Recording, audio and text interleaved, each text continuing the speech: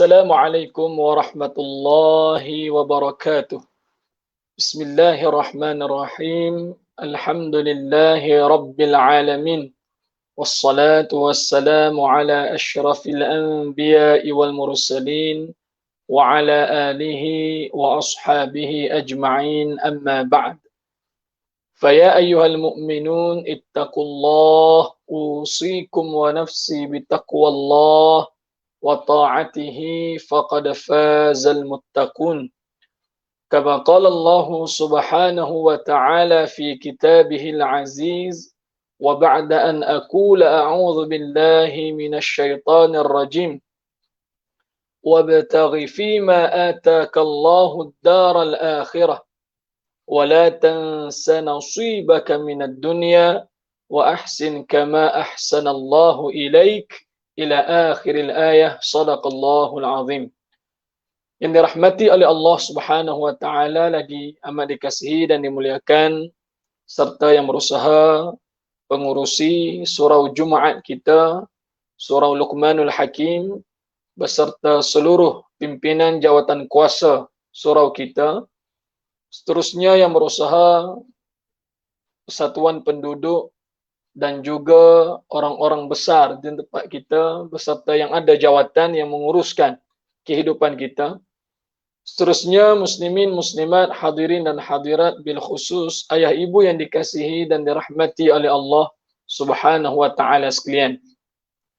Pertama dan selamanya kita meninggikan kesyukuran yang tidak terhingga kehadrat Allah Subhanahu wa taala kerana pada kesempatan yang penuh dengan kebaikan ini Allah sekali lagi memberi izin untuk kita bertemu, walaupun dalam kekangan ataupun dalam suasana kita masih lagi mengamalkan norma baru, disebabkan wabak ini yang belum lagi menunjukkan tanda-tanda pengakhiran ataupun berakhirnya ia.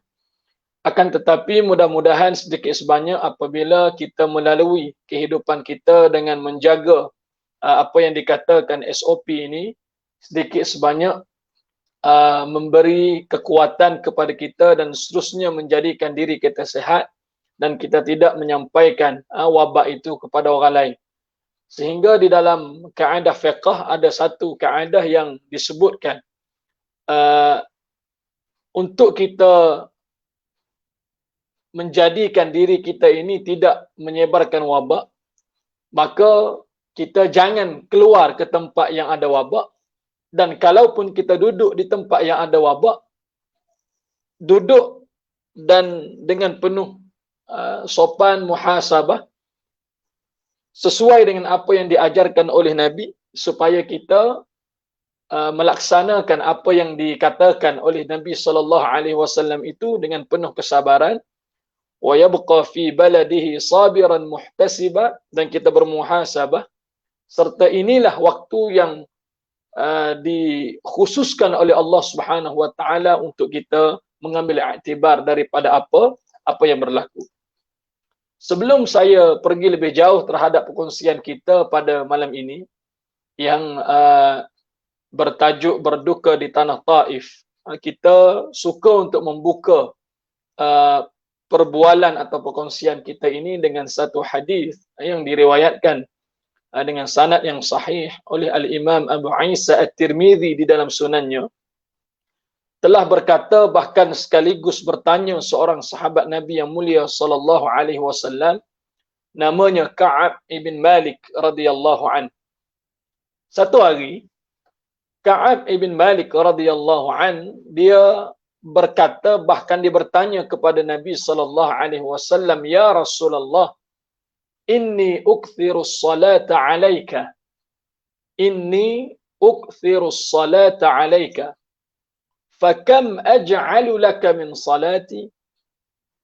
Dia sebut kepada Nabi, Ka'ab menyatakan bahawa, ya Rasulullah, sesungguhnya aku adalah di antara orang yang sangat banyak berselawat kepada kamu. Hari ini ayah dan ibuku sekalian, hari Jumaat.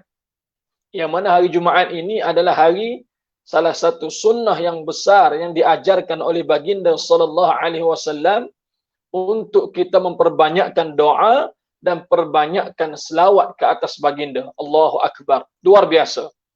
Kita berselawat, menyampaikan salam ta'zim, penghormatan kepada Nabi SAW dengan sepenuh hati kita. Dan salam itu dijawab oleh Nabi SAW melalui hadis yang sahih yang diriwayatkan oleh Al-Imam Al-Bukhari, sehingga Allah Subhanahu wa taala mengembalikan ruh baginda, kemudian membalas ataupun memberi salam balas, menjawab salam orang-orang yang berselawat itu dengan salam penghormatan. Subhanallah. Maka kata Ka'ab, aku antara orang yang sangat banyak, ukthirus salata alaika, banyak aku berselawat kepada kamu. Lalu Ka'ab tanya kepada Nabi, kam aj'alu laka min salati? Oleh kerana banyaknya aku berselawat kepada kamu, berapa banyak sepatutnya yang aku perlu selawat? Gitu.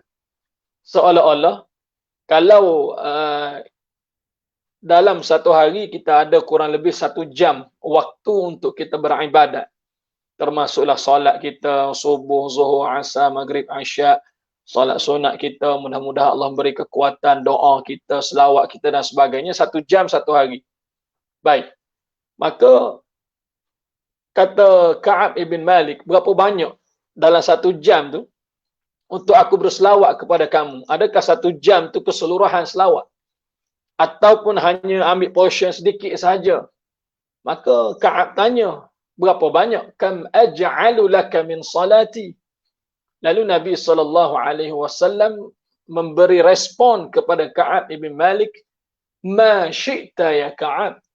Ma syi'ta maksudnya terpulang kepada kamu Ka'ab, berapa banyak kamu nak? In zi'ta fahuwa khairul lak. Kalau kamu tambah, maka tambahan itu adalah lebih baik untuk kamu. Maksudnya gini, contohlah, bila Ka'ab bagi, ataupun Ka'ab tanya Nabi, ar-rubu'a 1/4 ke? Waktu sehari ada 1 jam. Ka'ab tanya ar-rubu'a 1/4 ke? Maksudnya 15 minit lah. Daripada 1 jam tu kan, 60 minit. 1/4 ar-rubu'a, 15 minit ke aku nak selawat kepada kamu 1 hari? Gitulah, kurang lebih. Maka Nabi SAW jawab, ma syi'ta in zi'ta fahuwa khairul lak. Terpulang kepada kamu, tapi kalau kamu tambah, maka ia lebih baik. Maka Ka'ab tanya lagi, an-nisfa 1/2 ke? Maksudnya setengah jam ke?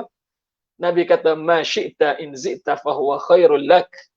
Terpulang wahai Ka'ab, kalau kamu nak tambah, maka ia lebih baik. Maka Ka'ab tanya lagi, ath-thuluthain 3/4 ke? Nabi jawab dengan jawapan yang sama, ma syi'ta ataupun in syi'ta, terpulang kepada kamu wahai Ka'ab, in zi'ta fahuwa khairul lak. Kalau kamu tambah lagi, maka ia adalah lebih baik untuk kamu. Maka kata Ka'ab, aku selawatkan dalam hidup aku kepada kamu sebanyak mana yang aku ingin berselawat. Keseluruhannya aku akan jadikan waktu aku, kalau ada masa, aku berselawat kepada kamu.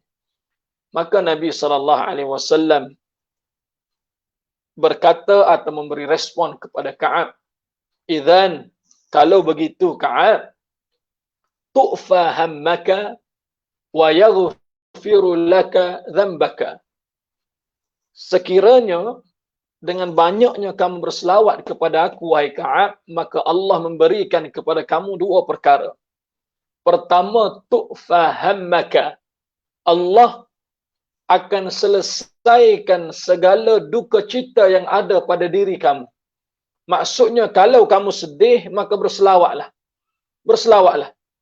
Dan salah satu di antara kelebihan selawat ini, berkata para alim ulama khususnya mufassir, menyatakan bahawa di antara kelebihan selawat adalah menghilangkan duka cita yang ada pada diri seseorang. Tu'fa hammaka, Allah pasti akan uruskan, selesaikan duka cita yang kamu alami wahai Ka'ab dengan sebab kamu selawat kepada aku.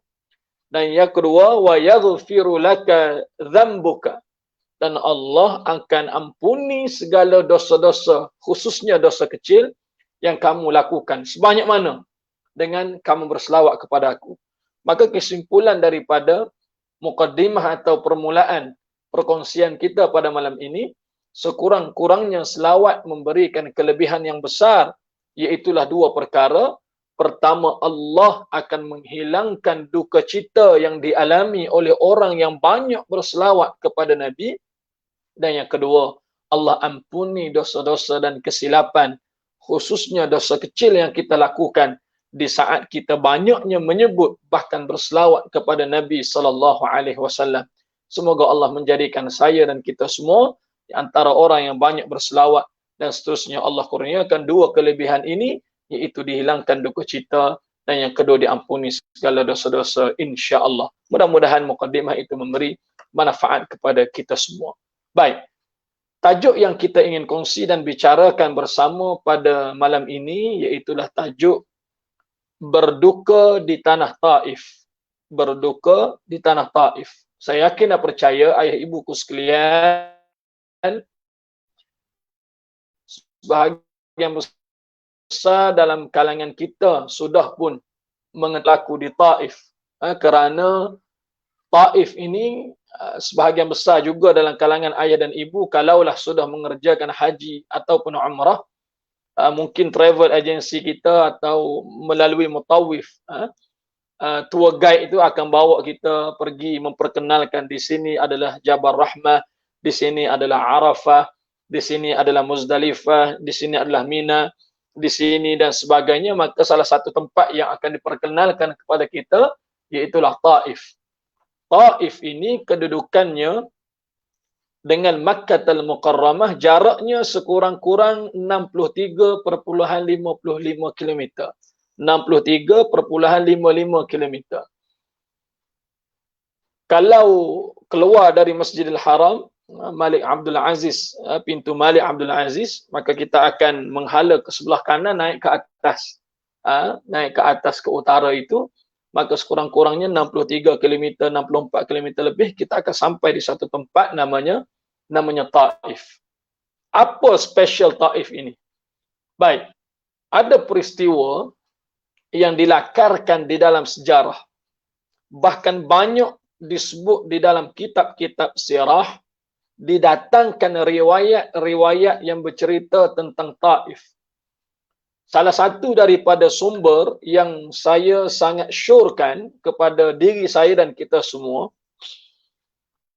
banyaklah buku sirah ni banyak, buku sirah sejarah Islam ni banyak rujukannya. Salah satu yang sangat unggul di persada sekarang ini, terutamanya mutaakhir, hujung-hujung ini, iaitulah satu kitab yang berjudul Ar-Rahiqul Makhtum. Ar-Rahiqul Makhtum, yang dikarang oleh Fadilatul Syekh Safiyur Rahman Al-Mubarakfuri, atau nama sebenarnya Safiyur Rahman Ibnu Abdullah Ibn Muhammad Bakar Ibn Muhammad Al-Mubarakfuri, yang dilahirkan kurang lebih pada 6 Januari 1943 Masihi. Kemudian kembali ke rahmatullah kurang lebih 63 tahun setelah daripada itu, sekitar Disember tahun 2006. Baru sangat lagi. Ar-Rahiqul Makhtum, kitab sirah ini sangat unggul di persada atau di arena sejarah, di arena orang-orang yang menjadikan rujukan salah satunya, kerana apabila pada tahun 1976 kurang lebih begitu, Rabitah Alam Al-Islami di Kingdom of Saudi Arabia, dia keluarkan satu pertandingan, yang mana pertandingan ini merupakan pertandingan menulis sirah, mengikut jalan, mengikut kaedah dengan bersumberkan dalil dan sebagainya, olahan isi ayat, susun atur pergerakan, bagaimana perjalanan Nabi bermula daripada Nabi itu hidup ataupun bu'itha, dibangkitkan menjadi Nabi sehingga hatta tuwuffiya, sehinggalah meninggal dunia. Sekurang-kurangnya ada 170 penyertaan pada tahun tersebut. Dalam 170 itu, maka diangkat, dijulang menjadi juara, namanya Rahiqul Makhtum, yang dikarang oleh Safiyur Rahman Al-Mubarakfuri, seorang tokoh alim besar yang asalnya di Mubarakfur, India, Dan bahkan dia juga banyak kitab-kitab selain daripada itu. Dan menariknya lagi, sebelum Rahiqul Makhtum ini dikeluarkan atau diterbitkan, disiapkan dalam bentuk penulisan, penyelidikan dan sebagainya, sebelum daripada itu, Safiyur Rahman Al-Mubarakfuri, dia ada satu kitab sirah yang ringkas, iaitulah Raudatul Anwar fi Al-Anbiya ataupun fi Qissatir Rasul, gitu kurang lebih. Yang mana kitab ini dia persembahkan ataupun dia terbitkan dalam keadaan dia belum puas bercerita tentang Nabi. Maka dia datang, comeback dengan generasi sirah dia untuk kali yang kedua, maka dikeluarkan Ar-Rahiqul Makhtum. Yang Rahiqul Makhtum ini cukup sempurna, bahkan diterjemahkan sudah lebih 15 bahasa. Maka saya sarankan kalau ada kekuatan dari sudut keuangan, kita boleh beli, kita boleh baca, dan insya-Allah kita akan mampu menitiskan air mata, kita akan melihat betapa dahsyatnya perjalanan dakwah Nabi sallallahu alaihi wasallam yang kita sedang kecapi nikmat Islamnya pada hari ini, dan apa yang sudah pun dipertaruhkan oleh generasi sahabat untuk memastikan Islam itu berkembang sehingga kita dapat amati pada saat ini. Ketika berbicara tentang Taif, kurang lebih setahun dua sebelum peristiwa hijrah Nabi sallallahu alaihi wasallam ke Madinatul Munawwarah, Nabi ini Allah Ta'ala uji dengan kehilangan insan yang dia kasih, dia cinta. Macam kita lah. Kita ada keluarga kita, ahli keluarga yang kita kasih, kita sayang, adik-beradik kita, mak ayah kita, makcik-pakcik kita, atuk dan nenek kita, moyang kita dan sebagainya. Sepupu sepapak kita yang sangat dekat dengan kita waktu kita kecil, bahkan memberi sokongan kepada kita, kita main bersama, sekolah bersama dan sebagainya. Banyak kenangan pahit manis bersama dengan mereka, sehingga satu ketika apabila Allah jemput ataupun Allah matikan mereka, maka kita akan sedih. Kita akan sedih, kita sayu, kita hibah. Memang kita rasai kehilangan itu. Nabi SAW pada tahun yang dikenali dengan Amul Huzni, tahun kesedihan, sekurang-kurangnya ada dua orang insan yang sangat berpengaruh, yang sangat terkesan di hati Nabi, yang sangat banyak mempersembahkan jasanya di medan dakwah Nabi, yang Allah takdirkan seorangnya beriman dan seorang lagi tidak, tetapi kedua-duanya telah memastikan agar perjalanan dakwah Nabi ini berjalan dengan cukup baik. Iaitulah pertama sekali apabila Nabi SAW diuji dengan kematian isteri baginda yang tercinta, Khadijah bintu Khuwailid radhiyallahu anha. Kurang lebih setelah 33 hari ataupun sebulan lebih daripada itu, Allah uji lagi kali yang kedua apabila kembalinya ke rahmatullah bapa saudara Nabi yang tercinta namanya Abu Talib. Abu Talib ini, dia merupakan, kalau kita bahasa sekarang ini, Raisul Wuzara ataupun Malik, raja lah, Perdana Menteri ataupun raja yang memerintah Mekah pada waktu itu. Pastinya di sisi Abu Talib ini ada kerajaan tersendiri dengan ahli-ahli kabinet dia, ahli mesyuarat dia, begitu, orang-orang besar yang berada di sekeliling dia. Bahkan dia adalah seorang individu yang sangat dihormati, yang sangat disanjungi oleh seluruh penduduk Makkah. Orang Quraisy sangat taat kepada Abu Talib. Sehinggalah Nabi SAW mengeluarkan kata-kata yang disebut di dalam sirah Ibnu Hisham. Nabi SAW bersabda, "Ma nalat minni Quraisyun syai'an illa ba'da wafati Abi Talib." Seorang pun dalam kalangan Quraisy ketika Abu Talib ini masih hidup, mereka tidak berani untuk melakukan perkara yang tidak baik kepada aku. Tak berani. Kerana mereka terlalu taat, terlalu hormat dan sangat segan kepada Abu Talib. Satu. Yang kedua, aku adalah anak saudara dia. Walaupun dia tidak menerima dakwah yang aku bawa, tetapi dia sama sekali tidak pernah tentang apa yang aku bawa. Muhammad, kamu bersama agama yang kamu bawa, tetapi aku tetap dengan pendirian agama nenek moyang aku. Silakan di mana saja kamu pergi, aku akan memberikan perlindungan. La yanqudu jiwara, bahkan tidak akan dikhianati apa yang kamu lakukan. Ketika Abu Talib ini masih hidup. Apabila Abu Talib telah pun meninggal dunia, maka Nabi SAW seakan-akan hilang motivasi itu. Hilang motivasi kerana dianggap Abu Talib ini bukan hanya bapa saudara, tetapi protection yang diberikan oleh Abu Talib menyebabkan Nabi SAW boleh menyampaikan dakwah di Makkah pada ketika itu. Jadi Nabi SAW apabila diuji dengan kematian dua insan yang sangat dikasihi, dicintai dalam hidup baginda, maka perasaan duka cita itu terlalu dalam yang dirasai oleh Nabi. Maka salah satu daripada cara untuk merawat duka cita adalah keluar daripada Makkah seketika, pergi ke tempat lain. Semoga-moga dengan demikian boleh merawati kedukaan, kesedihan, kehibaan yang dialami oleh Nabi, dan pada masa yang sama Nabi SAW boleh pula menyampaikan dakwah ke tempat yang lain. Maka Allah takdirkan tempat yang Nabi SAW pergi atau tuju namanya Taif. Yang pada waktu itu Nabi SAW hanya berdua sahaja, ditemani oleh anak angkat Nabi yang tercinta, iaitulah Zaid ibn al-Harithah radhiyallahu anhu. Zaid inilah yang melihat, yang menyaksikan, bahkan menjadi saksi bagaimana peristiwa dahsyat dan teruknya berlaku di Taif ketika mana Nabi SAW sampai ke Taif. Allah takdirkan Nabi keluar. Ketika Nabi keluar dari Makkah Al-Mukarramah menuju ke Taif, yang jaraknya 63.55 km itu, kalau kita lah perjalanan sekarang ikut highway ni, lebuh raya, 66 kilo ni sejam sampai dah.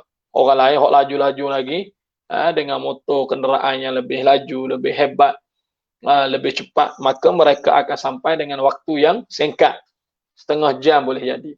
Tapi Nabi SAW dalam beberapa riwayat 3 ke 7 hari baru Nabi sampai. Allahu Akbar. Bila Nabi sampai, tempat ataupun orang yang pertama Nabi tuju adalah pemimpin-pemimpin yang ada di Taif. Dan sebelum daripada itu, keseluruhan penduduk-penduduk Taif, mereka terdiri daripada kabilah Bani Thaqif. Bani Thaqif. Yang kabilah ini diketuai oleh seorang ketua yang bernama Amru ibnu Umair. Amru ibnu Umair. Dan Amru ibnu Umair melantik 3 orang anaknya untuk jadi pemimpin kepada kabilah Thaqif. Ketiga-tiga anak Amru ibnu Umair ini namanya yang pertama Abu Ya'la, yang kedua namanya Mas'ud, yang ketiga namanya Habib.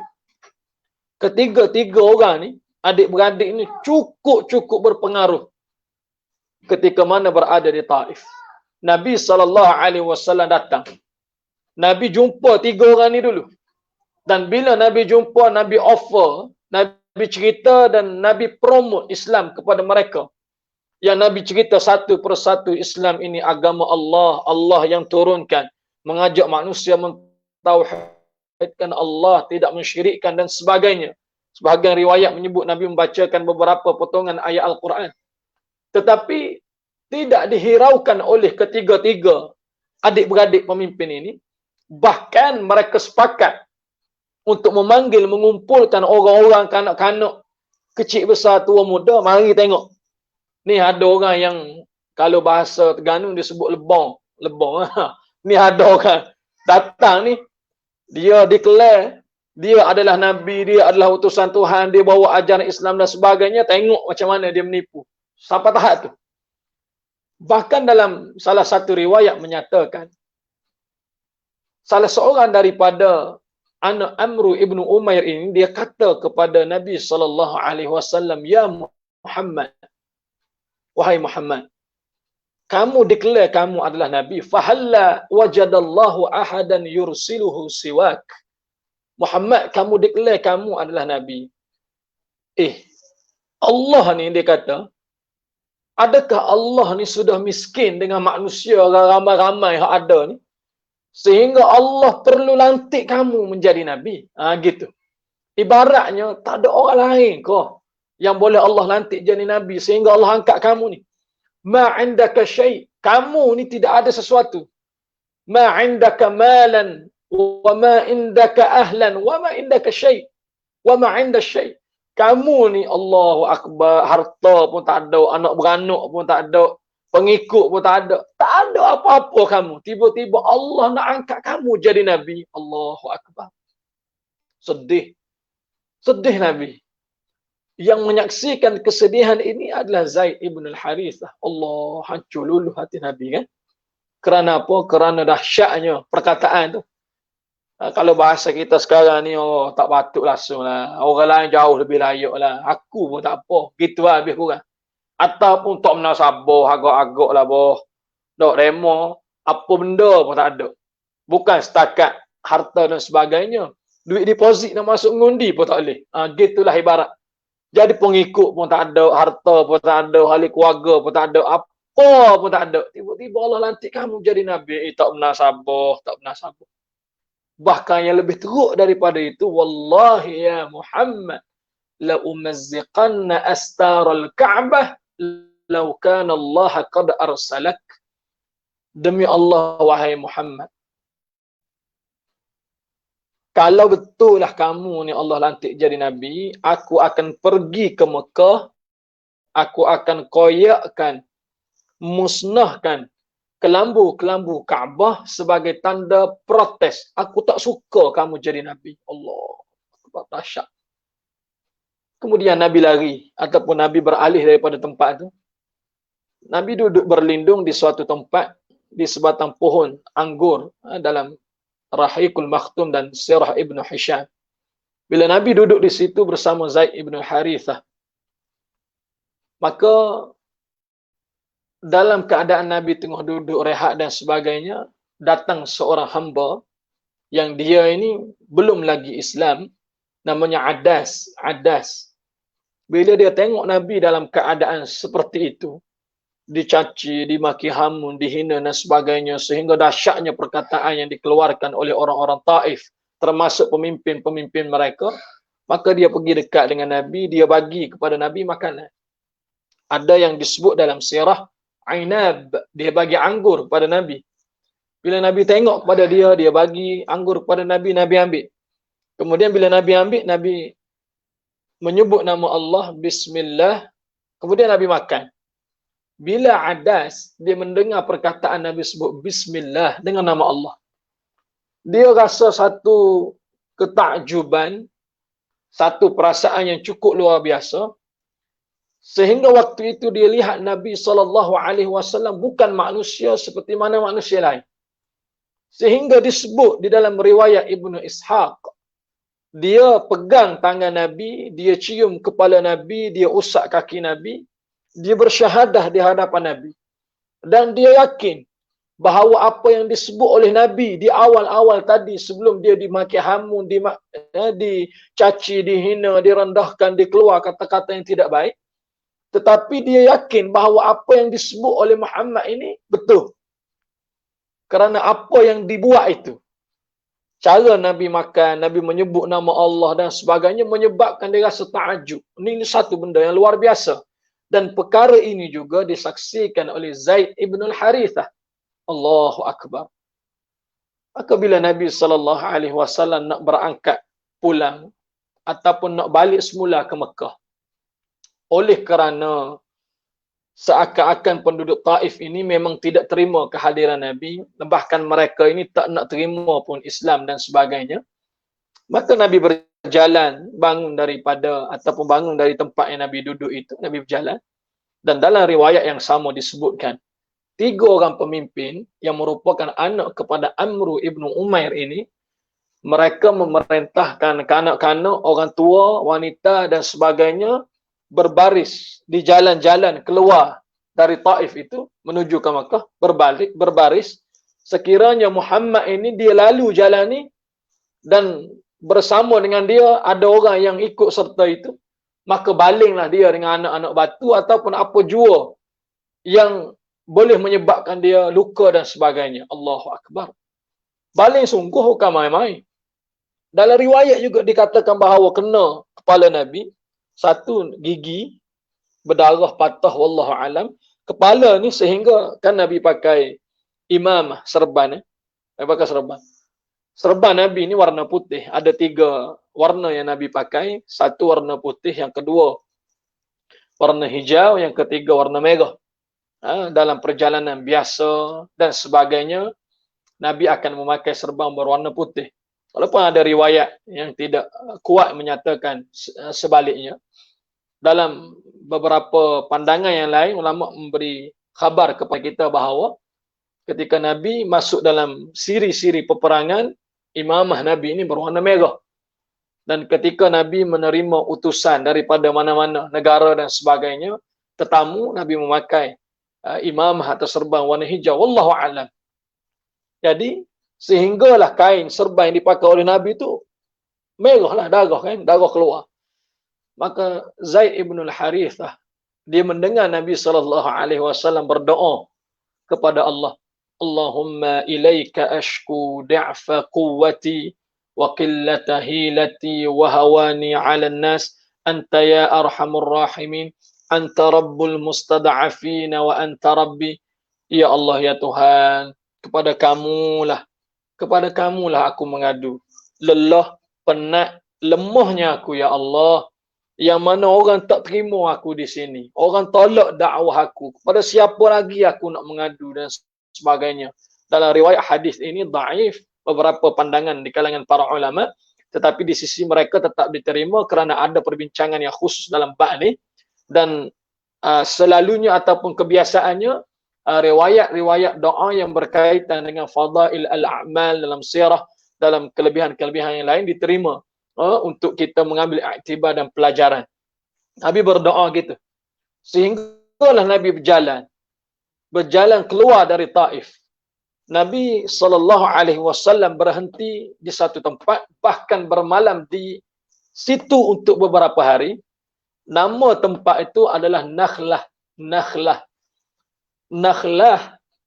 di Jaziratul Arab, khususnya di Saudi, ada 2. Pertama, Nakhlah yang terletak 1385 km dari Makkah, jauh. Dan satu lagi, Wadin Nakhlah, lembah Nakhlah yang terletak sekurang-kurangnya 20 ke 22 km daripada Makkah. Tak jauh dah. Nabi berjalan keluar pelan-pelan sambil Nabi berdoa dan sebagainya. Nabi berhenti.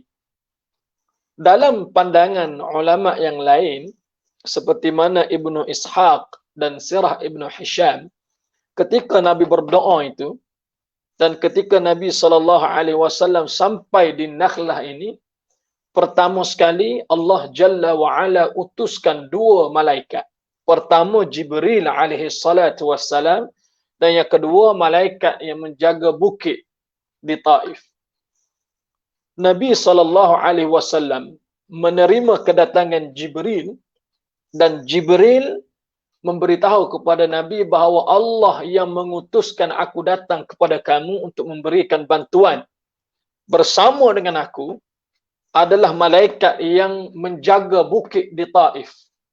Dan sekiranya kamu Muhammad berhajat untuk memusnahkan mereka dengan sebab cara mereka, layanan mereka kepada kamu seperti itu, maka malaikat yang menjaga bukit ini akan angkat bukit yang ada di Taif dan dihempapkan di atas kepala-kepala mereka.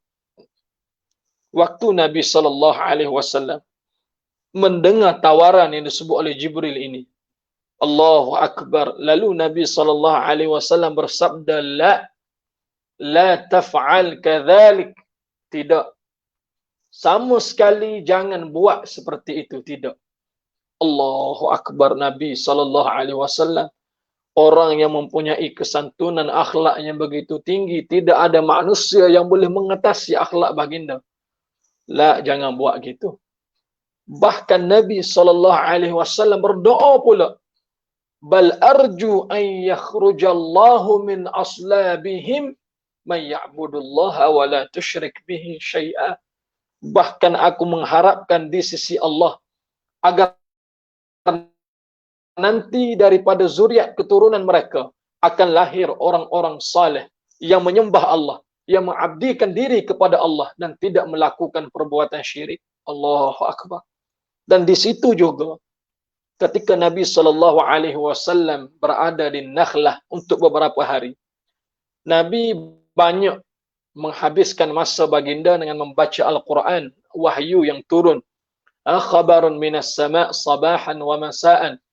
Wahyu yang turun dari langit ini pagi dan petang, maka Nabi baca ayat-ayat Al-Quran. Tidak semena-mena satu khabar gembira Allah Subhanahu wa taala ingin anugerahkan kepada nabinya yang mulia sallallahu alaihi wasallam. Ketika Nabi duduk di Nakhlah, wadi Nakhlah ini, maka ada satu rombongan jin. Bila dia melalui kawasan tersebut, maka mereka berhenti di saat mereka mendengar ayat-ayat Al-Quran yang dialunkan, dibaca oleh Nabi sallallahu alaihi wasallam. Di dalam hadis disebutkan sekurang-kurangnya 7. Jin tu ada 7. Wallahu alam berapa bilangannya, tetapi dalam kumpulan. Ketika jin ini berhenti di situ, maka di kalangan salah seorang jin ini berkata, fa'ansitu. Kita kena diam, kita dengar apa yang dibaca ini. Allah abadikan peristiwa perjalanan jin berhenti di Wadi Nakhlah ini di dalam Al-Quran, khususnya surah Al-Ahqaf. Surah Al-Ahqaf, surah yang ke-46. Ayatnya kalau tak silap saya sekitar ayat yang ke-29 ke-31. Surah Al-Ahqaf, surah ke-46, 29, 31. Ketika jin ini berhenti, bahkan mendengar ayat-ayat Al-Quran yang dibaca oleh Nabi sallallahu alaihi wasallam, Allah berfirman di dalam kalamnya yang mulia, wa idh sarafna ilaika nafaran minal jin yastami'una al-Quran falamma hadaruhu qalu ansitu. Mereka duduk situ, mereka dengar, mereka diam, mereka amati apa yang disebut, dibaca oleh Nabi. Falamma qudiya wallau ila qaumihim munzirin. Yang mana nanti mereka akan balik cerita kepada kaum mereka, yang cerita itu kata Allah, qalu, mereka bercerita kepada kaum mereka, ya qaumana, wahai kaum kami, inna sami'na kitaban, sesungguhnya kami telah mendengar Al-Kitab, ayat-ayat daripada kitab, iaitulah Al-Quran, unzila min ba'di Musa, yang diturunkan setelah diutuskan Nabi Musa, unzila min ba'di Musa, yang diturunkan setelah diutuskan Allah Subhanahu wa taala Nabi Musa, musaddiqan lima baina yadayhi, yang mana kitab ini, risalah ini, kebenarannya cukup jelas dan nyata. Yahdi ilal haqq, yang memberi petunjuk kepada sesiapa sahaja kepada kebenaran, wa ila siratim mustaqim, yang juga menjadi petunjuk kepada jalan-jalan lurus, jalan yang Allah Subhanahu wa taala redai. Ya qaumana, wahai kaum kami, ajibu da'i Allah wa aminu bih, terimalah, yakinilah dan berimanlah terhadap apa yang telah pun Allah turunkan ini. Wa yaghfir lakum min dhunubikum, Allah akan ampuni segala dosa-dosa yang kamu lakukan.